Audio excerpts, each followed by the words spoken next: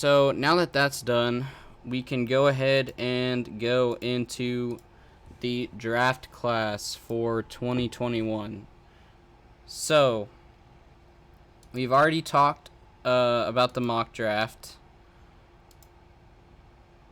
So I want to go through each of these players individually. Basically what I did was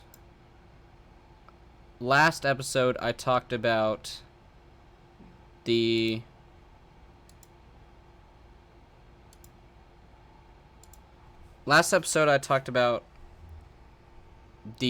team specifically, like, is this the right thing for the team? But I want to talk about the players on an individual level now. I don't want to talk about how well they fit who's ever picking them, but how well they would fit in the NBA as a whole, if that makes sense. So it's kind of a different shift from what we did last episode. So Cade Cunningham easily, I think, will fit in the NBA. I don't know how well he'll be with the Detroit Pistons, because here's the thing. He gets assist and he can shoot, but you can't get assist if the people you're passing it to can't shoot. Okay? I could be let's take like a random guy. Let's just say there's a random guy in college that is somehow averaging 50 assists per game, which obviously is insanely crazy. He would be the best point guard ever if he had 50 assists a game. Let's take that guy and we put that guy on a team that has a 10 field goal percentage, which if you have a 10 field goal percentage, I don't know how you're in the NBA, but again, we're doing like hypotheticals. We're looking at the extremes here to make my point. Let's imagine you take this guy with 50 assists, put him on a team where everybody has 10 field goal percentage.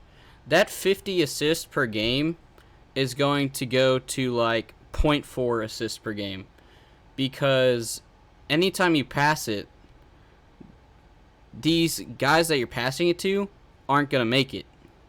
They're going to brick that shot, maybe even airball it if they have 10% from field goal. And you can't get the assist if your team doesn't do what they're supposed to be doing. And that's pretty simple. That's why it's called an assist. I don't have much to say about Cade Cunningham. Cade Cunningham is just a really good player, but again, he'll need to get some help so that he doesn't become a quote-unquote bust, because I don't think he's going to be a bust. I just don't think that he'll be able to play at the level that he should be playing at.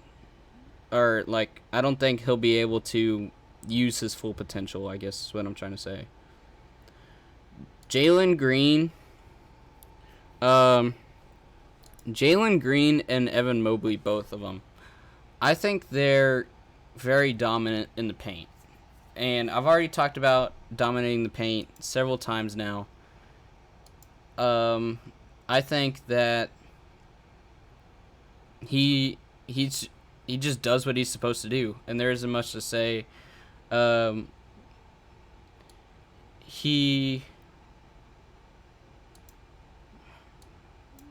to think of my words here. So I think he should get his assists per game up if he's playing shooting guard. But 6'5", 172. I think if you coach him on defense, then he'll be an excellent player. He could be a player that's like Drew Holiday, that is your defense guy and just does what you need him to do. Evan Mobley is a center, 7 foot. However, if you look at him, he's very, very skinny if you watch his highlights. Now, again, he's still in college. So my advice would be to put him in the weight room, start working up his muscle. And then this guy could resemble Giannis, what Giannis is doing in the finals right now. And I really mean that. Look at his highlights in college. What he's doing, just like the Giannis versus the Suns.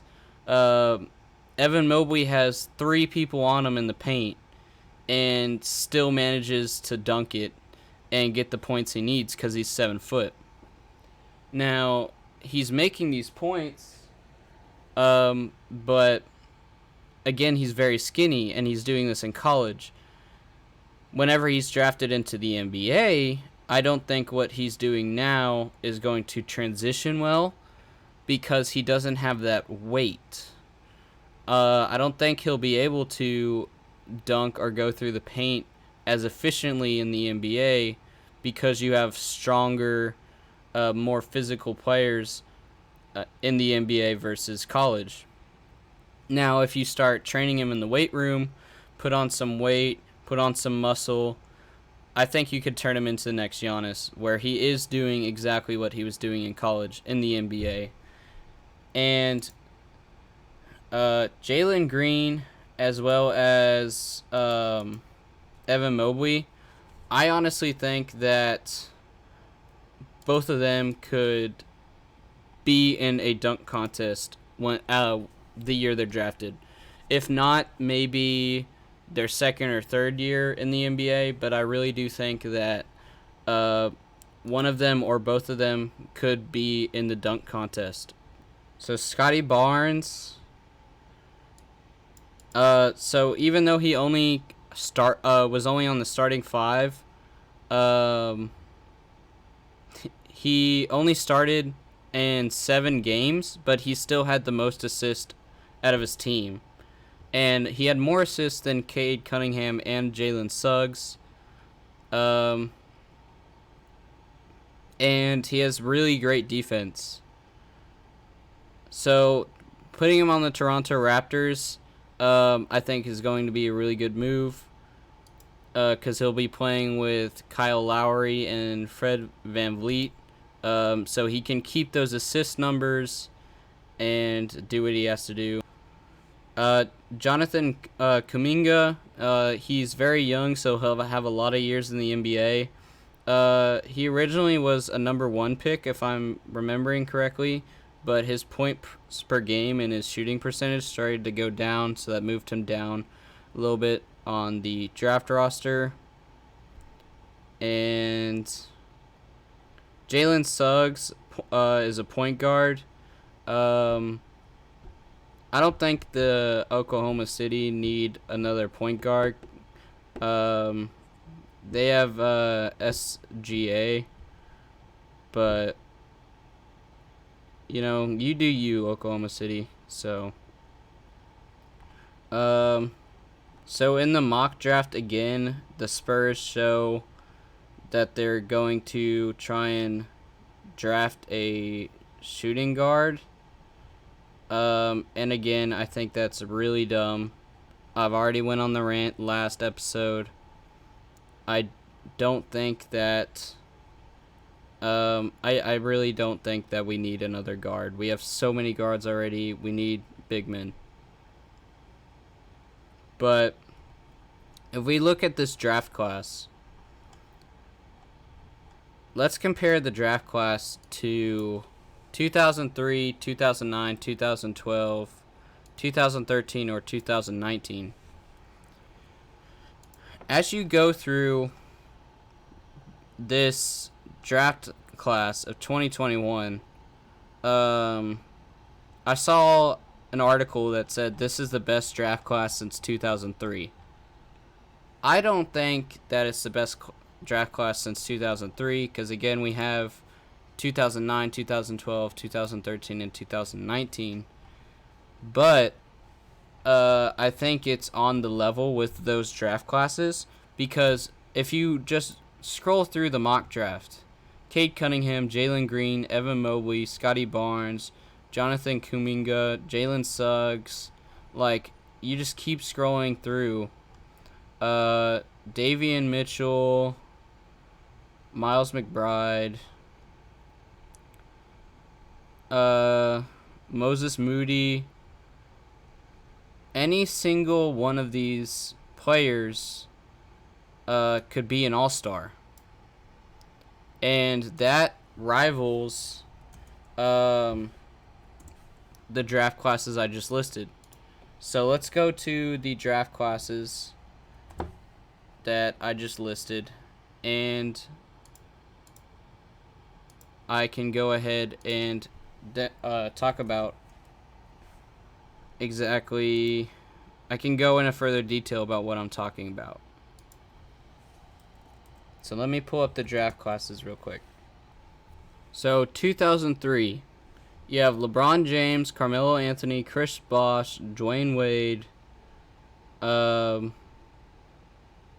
Josh Howard. Like, you have notable all-stars on this team. You look at 2009. 2009, you had Blake Griffin, James Harden, Steph Curry, DeMar DeRozan, Drew Holiday. Like, all these guys are all-stars. You look at 2011. 2011, you have Kyrie Irving, Jonas V, again, the guy's name I can't pronounce, Kemba Walker, Klay Thompson, Kawhi Leonard, Tobias Harris, Jimmy Butler. These are all names we recognize as great players in the NBA. 2013, you have Victor Oladipo, CJ McCollum, Giannis, Steven Adams, Rudy Gobert.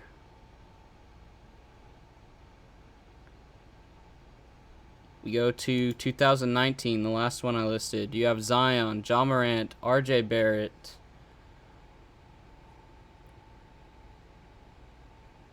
These are all, again, like I was saying, these are all names that we recognize.